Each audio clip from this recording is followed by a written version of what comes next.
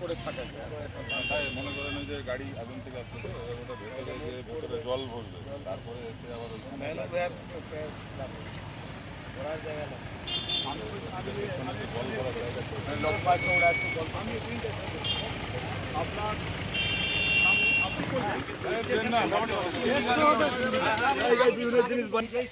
আমি রেখে দিলাম, ড্রাইভের জায়গা রেখে দিলাম, জল ভরা ঘোরানো জায়গা, অনেক অ্যাভেলেবেল জায়গা।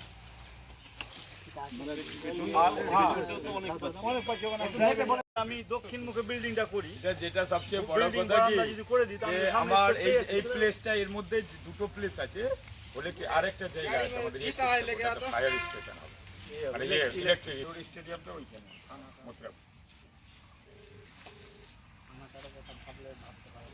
ওটা পরে দেখা যাবে, ঠিক না? ওই যে তোর সবচেয়ে বেশি লেটার আছে নামবি না গাড়ি থেকে একদম সব জায়গায় সব হব। জানা থাকলে একটু বলুন, তাই না? ভর্তি দেরি আছে আপনার এই রাস্তা, ওই যে আপনার এল টার্ন দিয়ে এই প্রাচীরের ওই পাশে তো হবে না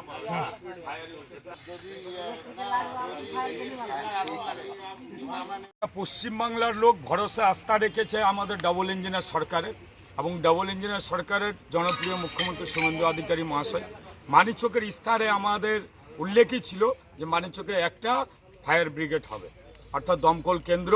ইতিমধ্যে আপনারা দেখেছেন যে আমাদের জনপ্রিয় মুখ্যমন্ত্রী শুভেন্দু অধিকারী মহাশয় বাজেটে ঘোষণা করেছে রীতিমতো ফায়ার ব্রিগেডের ডিভিশন অফিসার, ওসি, বিডিও সাহেব, আমরা অনেকবার এর আগেও জমি পরিদর্শন হচ্ছে, আজকে ফাইনালি জমি পরিদর্শন হচ্ছে যেখানে ফায়ার ব্রিগেডটা হবে আর কি। তো দমকল কেন্দ্র যেখানে হবে তার জমি পরিদর্শন, এবার বাকি কাগজগুলো পাঠালে এর কাজ চালু হবে।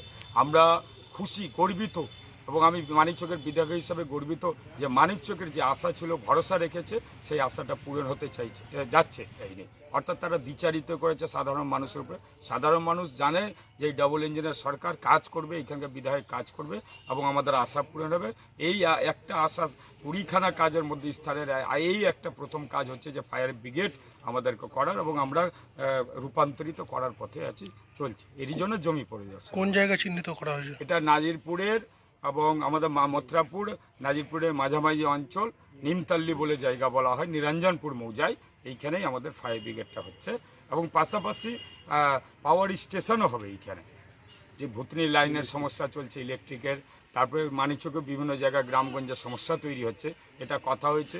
এর আগে ওরা চেষ্টা করেছিল, করেনি, সরকার রাজি হয়নি, করতে পারেনি। আমাদের সরকার একদম অ্যাক্টিভ কাজ করতে আমরা চাই সবসময় মানুষের জন্য, তার জন্য এইখানে